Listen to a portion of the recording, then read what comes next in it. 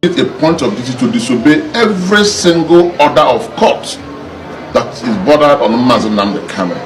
In fact, they are virtually making it impossible for trial to go on. It appears that they have no regards for Honorable Justice Binti Nyako or even the judiciary as a whole. They have sworn that they will never obey any order of court. This is a lawless, a very lawless organization, a very lawless institution, the State Security Service. They disobey every order. They disobey the order to have him have a change of clothes. They disobey the order for medical visitations. They disobey the order for lawyers to see him. They disobey the order allowing us to meet with Mazi Nnamdi Kanu as a team. They disobey the order to have us have writing materials when talking to our client. They disobey the order to give us a clean room to discuss with our clients and prepare him for the defense. So this organization called the State Security Service is worse than the police, the secret police of Idi Amin of Uganda, and worse than the secret police of Hitler. This is a democratic society, for goodness sake. Nigeria is an independent democratic nation, but the DSS have made it an autocratic and banana republic organization or country.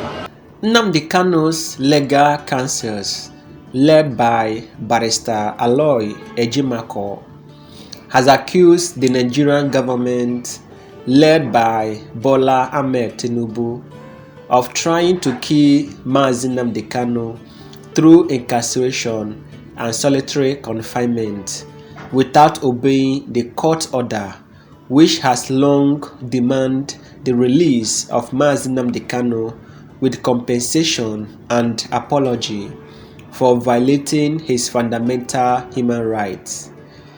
They accuse the Nigerian State Security Service (DSS) of consistently refusing to comply with multiple court orders, including allowing Nnamdi Kanu to change clothes, access medical care, and meet with his legal team under adequate conditions. The lawyers claim that since September 27, 2024, they have been entirely barred from visiting Mazi Nnamdi Kanu in violation of court mandates.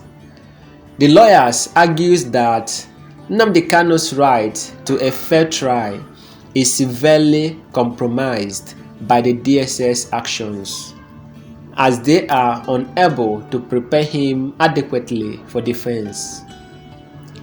The DSS reportedly justifies its actions on advice from the Attorney General's office, asserting that some court orders are void following the recusal of Justice Binta Nyako. This interpretation is contested by Nnamdi Kanu's legal team, which argues that if the detention order is void, then Nnamdi Kanu's continual detention itself lacks legal basis. Now let me tell you the story of Mazi Nnamdi Kanu. It is a story of hope, struggle, and resistance, but also one of pain and injustice. If you have been following his case, you already know how complex and controversial it is. But if this is new to you, settle in as I take you through the twists and turns of a battle that is as much about human rights as it is about politics. Mazi Nnamdi Kanu is not just any ordinary man. He is a leader, an agitator, and for many, a symbol of the fight for freedom. Yet, for others, he is a divisive figure. Nnamdi Kanu leads the Indigenous People of Biafra, IPOB, a group advocating for the secession of southeastern Nigeria to form an independent Biafra. His vision is rooted in history, dating back to the Biafran War of 1967 to 1970, a conflict that claimed millions of lives. For Nnamdi Kanu and his followers, The dream of Biafra represents justice, self-determination, and a chance to escape what they see as oppression and marginalization. But this dream has brought him into direct conflict with the Nigerian government, and now he finds himself in detention under circumstances that raises serious questions about justice and the rule of law. Nnamdi Kanu's troubles didn't start yesterday. In fact, they go back several years. His activism and the rise of IPOB made him a target for the Nigerian authorities, who accuse him of inciting violence and threatening national unity.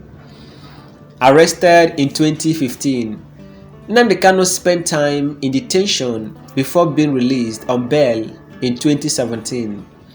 But things took a dramatic turn in 2021 when he was kidnapped in Kenya under controversial circumstances.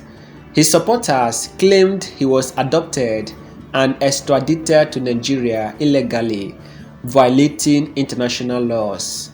Since his return to Nigeria, Nnamdi Kanu has been in the custody of the Department of State Services (DSS). This is where the story gets even more complicated. Courts in Nigeria, including the Court of Appeal, have ruled in his favor multiple times. The ruling stated that his extradition was illegal and that his rights had been grossly violated. But despite these clear orders, the government has refused to let him go. Now imagine this. You have been told by a judge that you are free to leave, but the people holding you decides otherwise. How would that feel? That is exactly what Nnamdi Kanu is going through.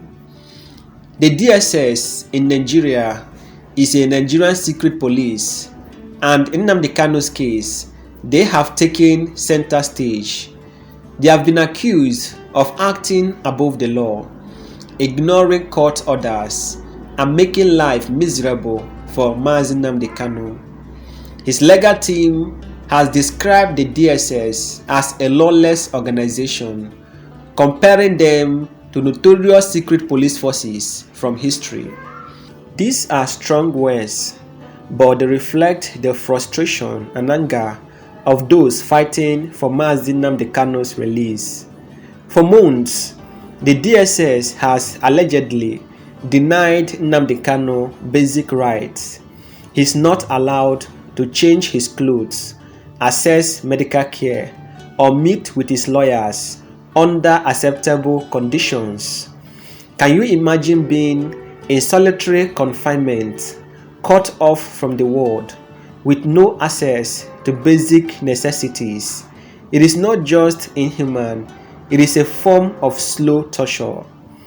What is worse, the DSS has recently stopped his legal team from visiting him altogether. Since September 27, 2024, his lawyers haven't been able to see him.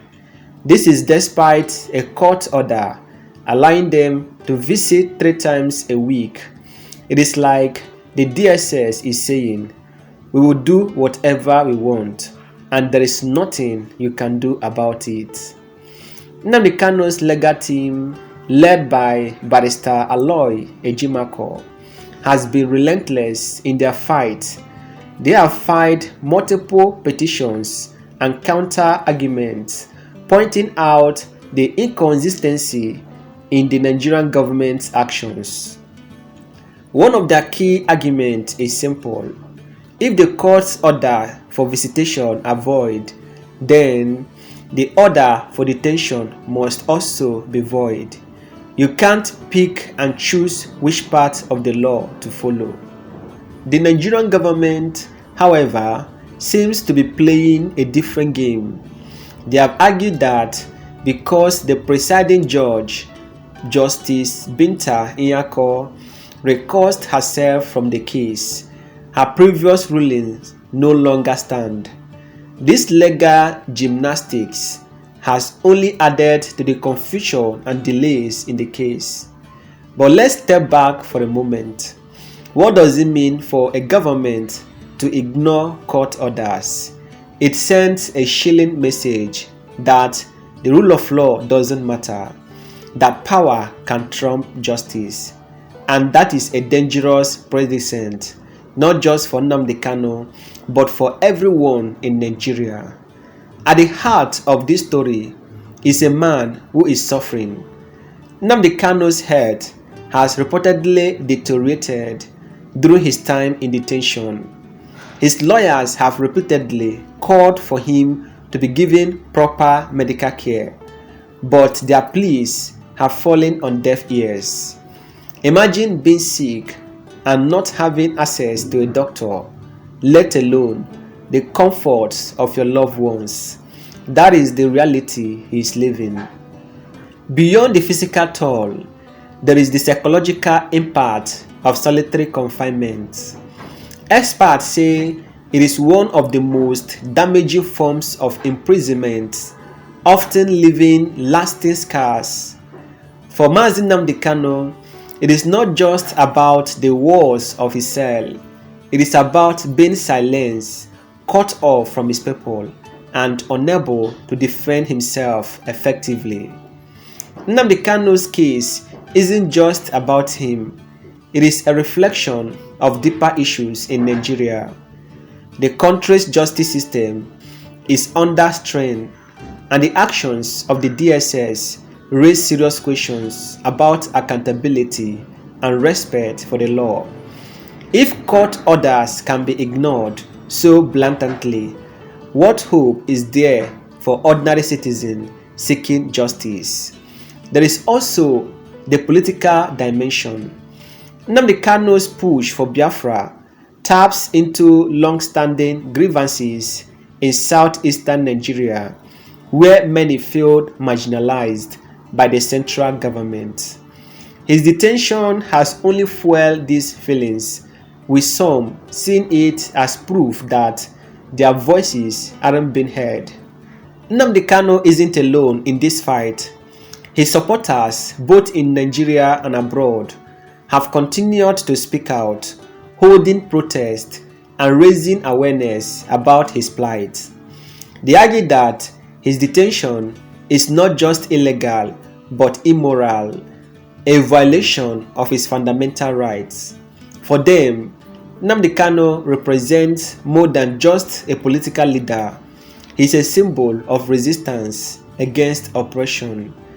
Even those who don't agree with his vision for Biafra have expressed concern about the way he's been treated. It is not about politics anymore. It is about fairness and human dignity. What happens next? That is the big question.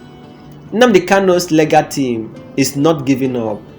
They are pushing for his release and demanding accountability from the Nigerian government and the DSS. But the road ahead is uncertain. Will the Nigerian government finally obey the court orders, or will they continue to defy them? And what will this mean for Nigeria's democracy? One thing is clear. This case is a test for the country. It is a chance to show whether justice truly matters, whether the rights of individuals will be respected, and whether the rule of law will prevail. As I share this story with you, I can't help but think about the importance of justice and fairness. It is not just about Nnamdi Kanu or the IPOB. It is about the kind of society we want to live in. A society where everyone, no matter who they are, is treated with dignity and respect. A society where the law is upheld, not ignored. Nnamdi Kanu's case has become a symbol of the fight for these values, and while the outcome is uncertain, one thing is for sure: the voices calling for justice won't be silenced. Whether you agree with his politics or not, this is a story that should concern us all. Have you been following the case? Do you believe the government should release him, or do you think there is more to the story? Let's talk about it, because conversations like this are where change begins. I'll play the video for you guys to watch and see for yourself. To Mazi Nnamdi Kanu, the Federal High Court Registrar issued a Form 49. A Form 49 is a notice issuing to the defaulter, to the contemnor, the person in contempt of court, the person disobeying the order, to come to court and show cause why he should not be committed to prison for disobedience of court order. This happened yesterday, and I shall release the transcript to the media after this press conference. Now, the idea we got, it is very self-evident that the DSS, the DG of the DSS, Mr. Adeola Oluwatosin Ajayi, is not acting in vacuum. He's acting on the authority of an advice, legal advice rendered to him by the Office of the Attorney General of the Federation and their private lawyer, Ashowaju Adibuega Awomolo, SAN. Legal advice is this: that by virtue of the recusal of Justice Binta Nyako from Mazi Nnamdi Kanu's case, all the orders she made in relation to that case are now null and void. They actually took a step by filing a court process at the Court of Appeal stating the same thing, that all the orders issuing from Justice Binta Nyako are now null and void. Evidently, that legal advice has not been retracted, and that is why the new DG of DSS, Mr. Ajayi, is refusing us, lawyers from Mazi Nnamdi Kanu, from having any visitation whatsoever with him as ordered by the court.